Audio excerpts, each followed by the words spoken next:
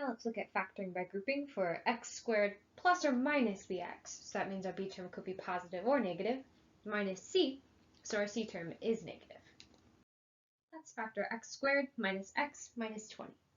The coefficient behind our x squared, a, is equal to 1. The coefficient behind the x, b, is equal to negative 1, and our constant is equal to negative 20. In order to factor this expression, we'll have to split our b term, that minus x, into two terms so that we can factor by grouping. We know that the two numbers we need to split this into need to add to b, so need to add to negative 1, and need to multiply to c, so that's multiply to negative 20.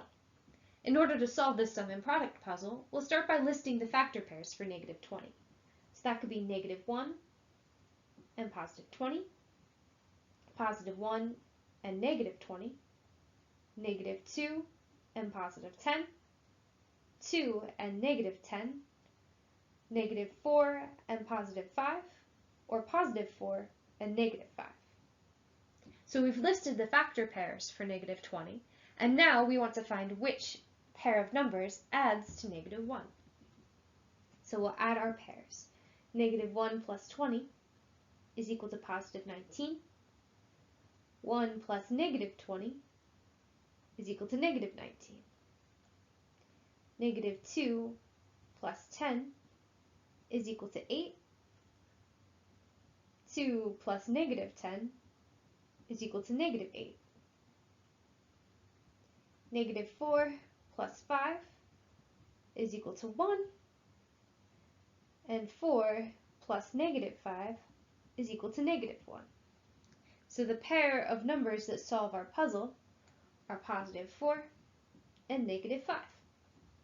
And these will be the coefficients we use to split up our b term, which is that negative x. So we have x squared plus 4x plus negative 5x minus 20.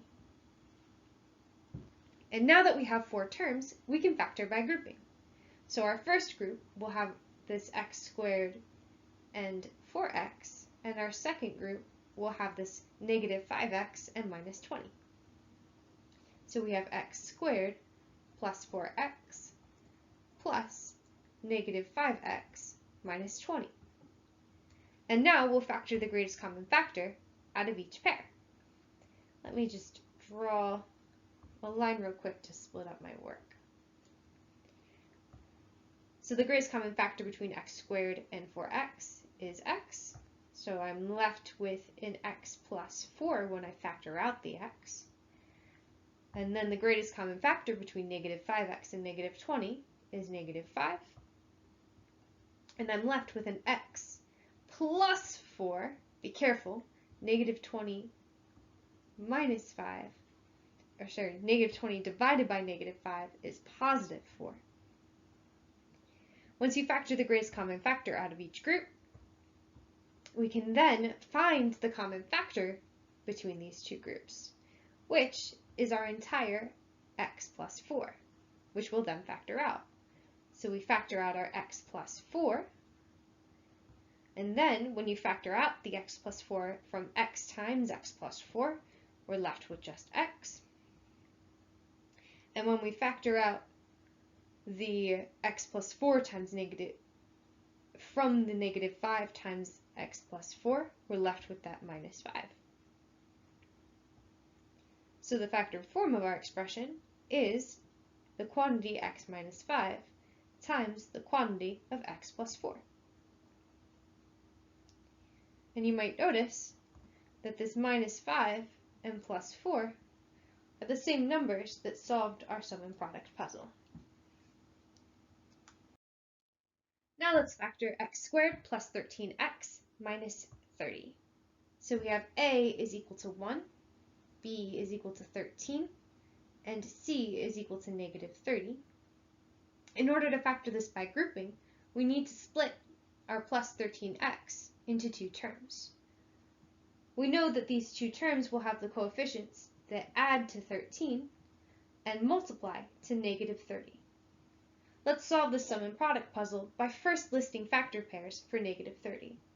So we could have negative 1 and positive 30, positive 1 and negative 30, negative 2 and positive 15, positive 2 and negative 15, negative 3 and positive 10, or positive 3 and negative 10. So we have our factor pairs for negative 30. Now we need to add them together to figure out which pair has a sum of 13. Negative 1 plus 30 is equal to positive 29. That's not it. 1 plus negative 30 is equal to negative 29. Negative 2 plus 15 is equal to 13. So negative 2 and positive 15 is the factor pairs that I need.